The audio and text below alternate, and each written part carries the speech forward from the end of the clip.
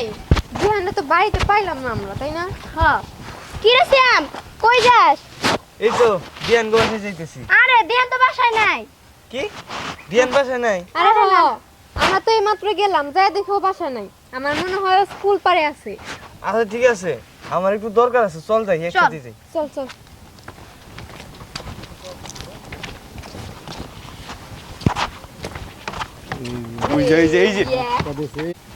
হেই, তা তোদের দিনকাল কেমন যায় রে?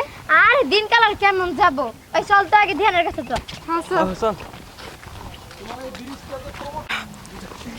ও বাবা, ওই দত্ত রে, ওই দত্ত। এই একারা, হ্যাঁ এই দত্ত এসে অ্যাকশন। আরে এ দিয়ান, হ্যাঁ দিয়ান। এই তোরা কোথায় যাস? তাহলে অ্যাকশন। এই এ তোর কই যাস? আরে সামনে দিয়ানরে খুঁজতে যাইতেছি। এই যাসটা দিয়ান দত্ত এসে গা। দইত তো মানে তোর ফাইলামি করতাছস নাকি? আরে ভাই দামি না, এই যে জুলা জাতাও দেখছে ও দত্ত হইছ না রে। হ্যাঁ হাই হাই চশমা পরে থাকে। কি থুয়ে কি দেখছে তোরা তাই না মাতামাতি করতে? বুড়া মানুষ। বিশ্বাস না হয় হ্যাঁ তোরা দেখে একটা তোরা মানুষ যা খেলাই দে। তোরা যা আয় আয় আয় আয় আয় চল তো, একটা জিনিস না দেখে কোনোদিনও বিশ্বাস করব না। আয়, আয়। চল, আগে দেখ মো যে ধ্যান আসলে দইত নাকি। বুঝতাছি না, জুল্লাস দাদা তো মিছা কথা কওয়ার কথা না। আচ্ছা মিম, আমি একটা জিনিস বুঝতাছি না। হ্যাঁ যাই রোলিং অ্যাকশন। আচ্ছা মিম, আমি একটা জিনিস বুঝতাছি না, জুল্লাস দাদা তো মিছা কথা কয় না। আরে তুই তো হাসাই কইছস, আসলে বিষয়টা জানি আমার কেমন লাগতেছে। আচ্ছা ঠিক আছে, চল যাই, যাই দেখি কি হইছে। হ্যাঁ, প্রমাণ নিয়ে গে।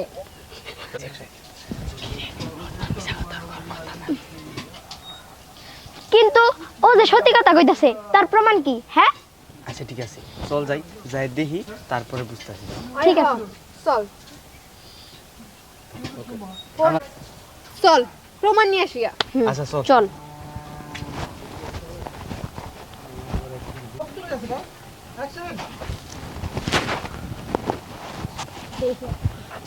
হ্যাঁ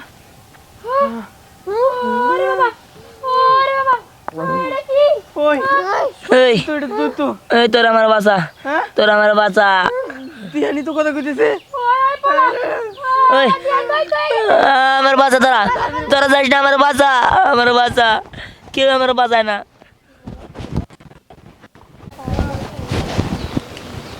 কেউ আমার বাঁচায় না, আমি ওকে সবটির অভিশাপ দিব, কারোই ছাড়ুম না। হ্যাঁ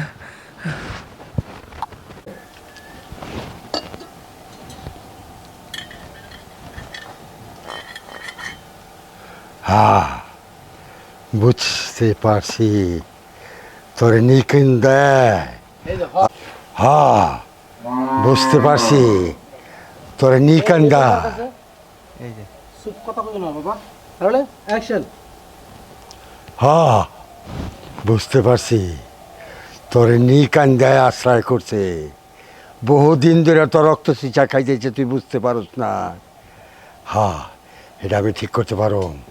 আমার উস্তাদের দোয়ায় তোরে আমি সারা নিকান্দারে ছাড়াইয়া ওই বট গাছ তো শোন, তোরে ওই বট গাছে বন্দি করে রাখবো। আরে কবিরাজ দাদা, পরে শুন, তাড়াতাড়ি চলেন, বুঝতে ছাড়াইবেন না।